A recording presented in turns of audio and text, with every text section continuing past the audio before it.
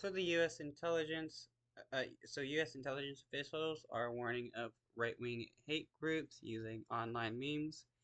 This is no real surprise here. They've been doing this for a while.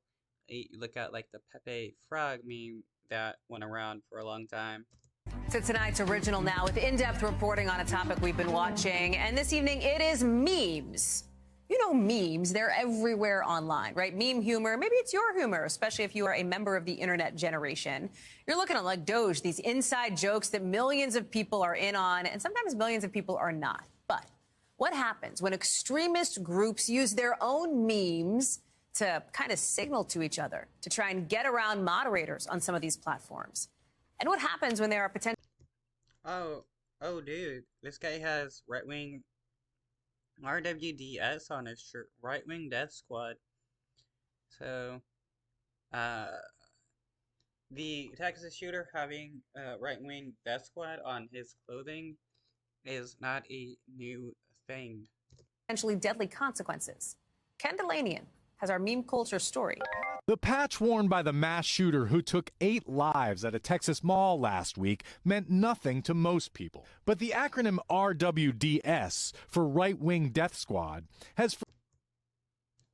On Twitter, Right Wing Death Squad is a clothing company that was once the most popular nationalist apparel outlet. Right Wing Death Squad's memes started firmly in the racist, anti-Semitic alt-right. Wow. So, this death squad thing, this death squad militia is big on the right.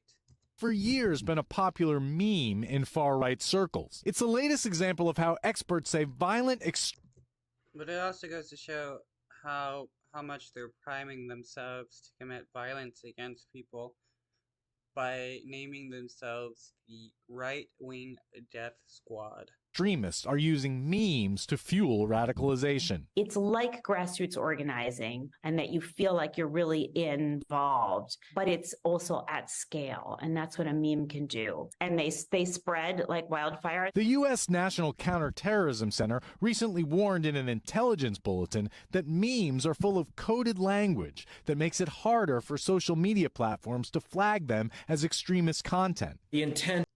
Yeah, that's because most social media doesn't really flag a lot of pictures, so you can have almost any type of picture or meme up on a social media and not get flagged. Unless you posted like, I hate, black people, blah blah blah, which is more likely to get posted compared to some kind of meme which would say something bad about black people. Is to hide these provocative and extremist messaging under a veil of irony to avert detection. Memes have been a feature of hate-motivated violence for years. The man sentenced to life in prison for killing 10 people at a Buffalo supermarket last year plastered his gun with racist slogans. In the winter of 2020, Aaron Swenson posted these crude anti-police memes on Facebook. A few months later, Swenson, a self-described member of the far-right extremist group, the Boogaloo Boys, started a Facebook live stream capturing what he said was a mission to hunt and kill a police officer. According to the right wing, though, it's only the left wing that loves criminals and, want to kill cops and stuff. But here you have a right-winger, part of the right-wing group, that is looking to kill cops, and there is a good part of the right wing that wants to take out cops, which is funny because the right wing party always claims they're pro cop and all about law and order. Prosecutors say this is the moment he tried to ambush a Texas patrolman. He ultimately was sentenced to more than 50 years in prison for attempted murder.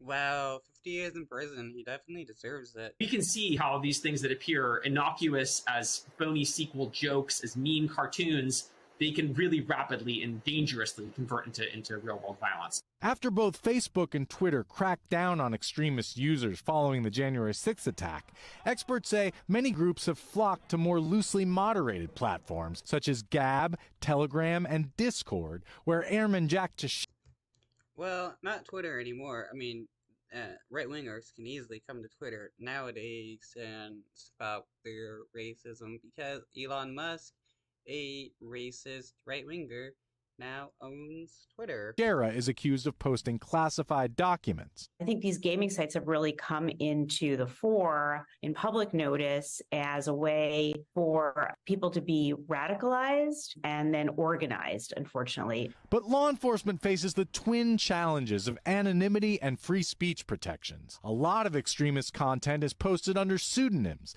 and the FBI has been reluctant to monitor public social media posts by Americans. I don't think we've taken this homegrown extremism seriously enough, and we've been very hesitant. And of course, we.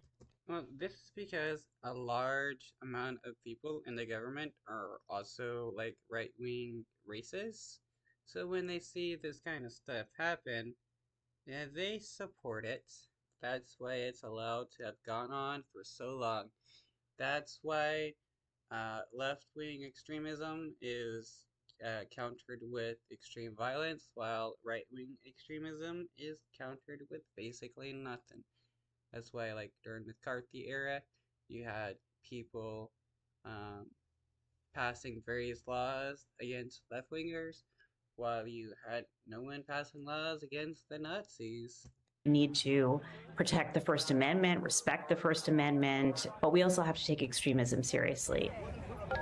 Ken Delanian is joining us now. It's a fascinating piece, Ken, and I want to just sort of say this, right? Like, memes are not slogans, right? There are some things are not memes, some things are, but sometimes like slogans or acronyms can come from memes, right? I mean, this is all tangled up in this idea of like the dark corners of internet culture and how it comes through in some of these examples that you've laid out. That's right. It's often a slogan and a photo or a piece of artwork. And, you know, this is a really tough problem that both the social media companies and the government are grappling with. And experts I've talked to say both need to do more. The social media companies need to do more moderation, but the FBI needs to lean forward, they say, a little harder in looking at things that are public. This most recent shooter in Texas posted a roadmap on a Russian social media site that included memes, but also photos of his weapons and very disturbing posts showing a fascination with mass shooting. Any law enforcement officer who saw that would have wanted to go visit that person, but no one saw it because no one was looking. It's funny how he was using a Russian website to spread his Nazi ideas along with his Nazi friends on the website, when Russia is supposed to be against Nazism, but here they are allowing it on their websites.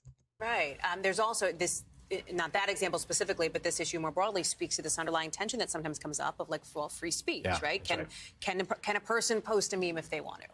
That's right. And the FBI is saying we don't want to look at public social media, even though they're probably legally entitled to do that. They don't want to chill speech. The issue with memes is where does it cross the line into hate speech, where Facebook and other platforms would say you can't post that. Ken Delanian, fascinating. Thank you so much for that reporting and for tonight's original. Appreciate it.